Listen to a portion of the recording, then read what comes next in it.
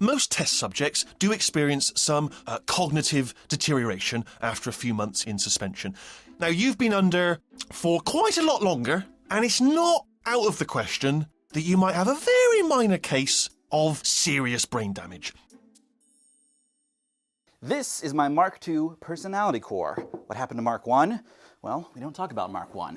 He's not a robot, he's not an AI, he's an animatronic character. I spent the last 9 months building him, and I'm giving away my files for free. So if you'd like to build your own, you should watch this video. And if you have no interest in building a personality core and just want to see cool Portal stuff, you should still watch this video because I've animated some of your requested voice lines at the end of this video.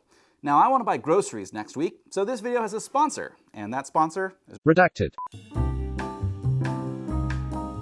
So, this all began last summer when I found a strange-looking LCD. I decided this would be the perfect core eye, and that would limit the size of my core, so that's how I proportioned the rest of his design elements.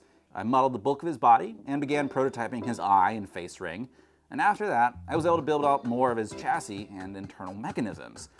Then I built an analog motion capture system so that I could puppet him more intuitively, and this allowed me to start testing all of his mechanisms at once.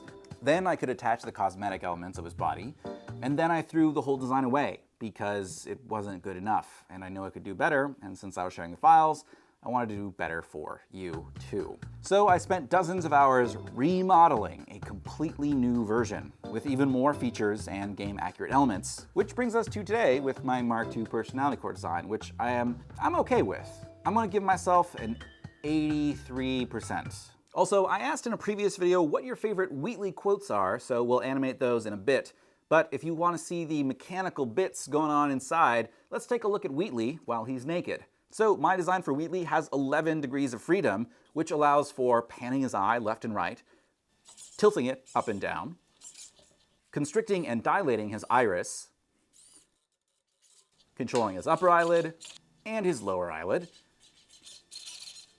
panning his whole face ring, tilting his whole face ring, rolling his whole face, independent upper handle motion, independent lower handle motion, and rotation about the core axis that his gimbal rotates. Now there's one more feature that I'm particularly proud of that isn't motorized, but it was kind of a chore to figure out, but I'm really happy I bothered. See, cores have these arc segments that are pushed by the face ring as it moves. Unfortunately, the game model is designed with them clipping through each other at the rear. So for my version, the horizontal piece is immobile and acts as the main structural element of his chassis. But I was able to design a vertical arc that moves just like the character model. You might not care, but I'm just gonna, because it was challenging and fun. I think it looks cool. It adds just a little detail, you know? Fine, let the games begin. Well, no matter, because I'm still holding all the cards. And guess what? They're all full houses. I've never actually played cards, meaning to learn. The Puppet Master! You're a puppet in a play, and I hold all the strings. And cards, still. Still got the cards in one hand, and I got the strings in the other hand, and I'm making you dance like a puppet, playing cards. Do you know what? It just goes to show people with brain damage are the real heroes in the end, aren't they, at the end of the day? Brave. Okay, all right, so I've got an idea, but it is bloody dangerous. Here we go. They say that the old caretaker of this place went absolutely crazy. Chopped up his entire staff of robots.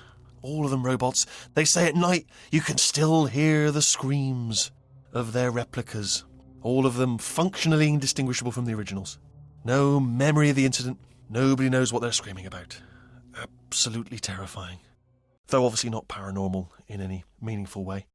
By the way, if you know or happen to be a Valve employee watching this, I would love to give you guys your own personality core, free of charge. I would like to film it, but, I'll give it to you for free. Thanks for making amazing games, and thanks to you for watching. If you would like to see where Wheatley goes, subscribe, and, I'm making more cool stuff in the future. I've got a little something extra for my patrons at the end, so if you're not a patron, don't watch. Hey, patron, I just want you to know that I love you. Now, of course, this is only for patrons. That means that our relationship is purely transactional, but that's okay. That's how the real world, that's how the world works, okay? And I love you for $3 a month. So if you want to buy my love, that's a pretty good deal, all right? Don't listen to those artists who tell you that money can't buy you love. My love, for sale, $3 a month, just for you, as long as you give me money. I might love you. No, I definitely love you. I'm done. Oh, God. Wait, where are you going? Where are you going?